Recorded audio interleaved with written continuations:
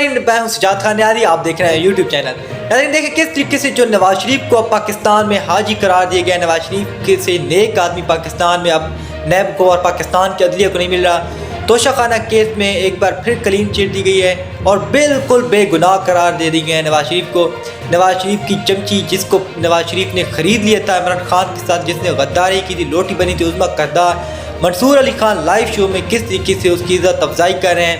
और वो पहले भी जो मरियम नवाज से इज़्ज़त अफजाई हासिल कर चुके हैं वो तो आपने देखा होगा, और जो जिस तरीके से उसकी मुस्लिम लीग नून में इज़्ज़त अफजाई होती है वो भी आप देख रहे हैं। लेकिन ये वीडियो देखने के काबिल है कि मंसूर अली खान नवाज शरीफ को क्लीन चिट देने के बाद किस तरीके से छितरोल कर रहे हैं। सबसे पहले ये वीडियो देखें, फिर मजीद इस पर डिस्कस करते हैं, सुनते हैं, फिर इस पर बात करते हैं। उज़्मा साहिबा, सबसे पहले मैं आप ही से सवाल करूंगा, मियां साहब को आज एक और खुशखबरी मिल गई, एक और केस के हवाले से नैब ने कहा जनाब बरी कर दें, बेशक इसको खारिज कर दें, इस केस को कोई मसला नहीं है। तो आसानियां पैदा हो रही हैं। अब आज वो ये कह रहे हैं कि जनाब फेडरल पूल से आई है, ये तोशाखाना से नहीं आई। लेकिन तोशाखाना के हवाले से ये लिस्ट है मेरे हाथ में, ये आपके सामने, आप खुद भी देख रही हैं। ये वो लिस्ट है जो शहबाज शरीफ साहब के अपने दौर के अंदर जो है ये तोशाखाना की लिस्ट जारी हुई थी, और इसके मुताबिक 24/4/2008 को इस गाड़ी की वैल्यू लगवाई गई 42,55,919 रुपए, और मियां साहब ने इसकी पेमेंट की 6,36,888 रुपए। रूल्स इसके ऊपर तोशाखाना के लग रहे हैं जिससे वो गाड़ी ले रहे हैं। आज नैब कहता है कि नहीं जनाब, ये तोशाखाना से गाड़ी नहीं ली गई, ये फेडरल पूल से गाड़ी ली।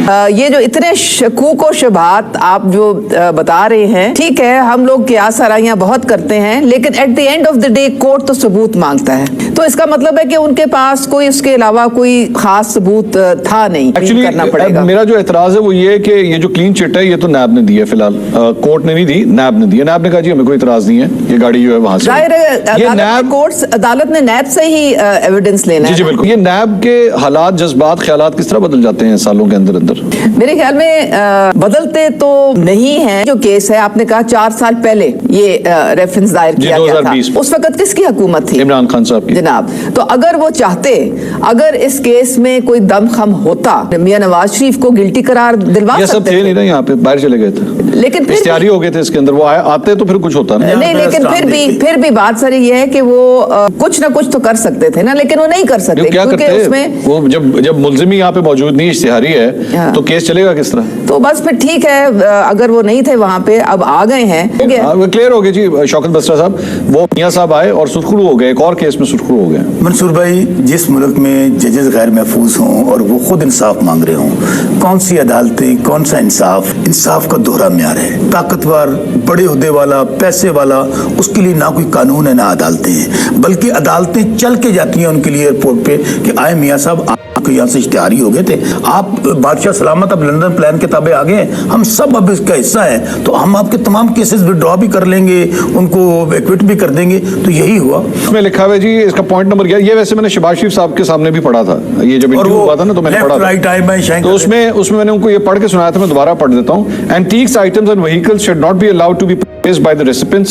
Antiques shall be placed in the museums or displayed in official building owned by the government. Vehicles shall be given to the central pool of cars of the cabinet division. ही नहीं। अच्छा, आज वो नाब ये कह रहा है कि जनाब ये वो सेंट्रल पूल में चला गया था, वहां से मियां साहब ले आए हैं। अच्छा, इसमें इशू ये है कि अगर वहां से भी ले आए हैं, चले ठीक है, लेकिन प्रॉब्लम ये है कि शहबाज शरीफ साहब की जानिब से जारी की गई लिस्ट के मुताबिक पैसे वो तोशाखाना वाले दे रहे हैं। तोशाखाने वाले दे रहे हैं। वो जो 20% होता है ना, 42 लाख रुपए उसकी प्राइस लगाई गई, तो पैसे मियां साहब ने देते हैं 6,36,000। शर्मनाक बदकिस्मती से। जो मैं फिर कह रहा हूं, आज पाकिस्तान में जो जितने बड़े ओहदे पे बैठा है, जितना बड़ा मुल्ज़िम, जितना बड़ा मुजरम, उतना बड़ा ओहदा, जिन लोगों को जिल्म होने चाहिए था, बदकिस्मती थे, वो फॉर्म 47 के जरिए, बंदूक के जरिए, बाई हुक और बाई क्रोक आज उन्होंने पाकिस्तान पे कब्जा कर लिया है। अच्छा, एक मैं बात मुकम्मल कर लूं ना, ऐसे नहीं आप दरमियान में बात इंटरप्ट करें ना। 200 के करीब मुकदमा था खान साहब पे, आपने दहशतगर्द कह दिया, आपने करप्ट कह लिया, आपने गद्दार कह लिया, और सबसे बढ़कर जब कुछ नहीं हुआ, निकाह पर आपने सजा दे दी।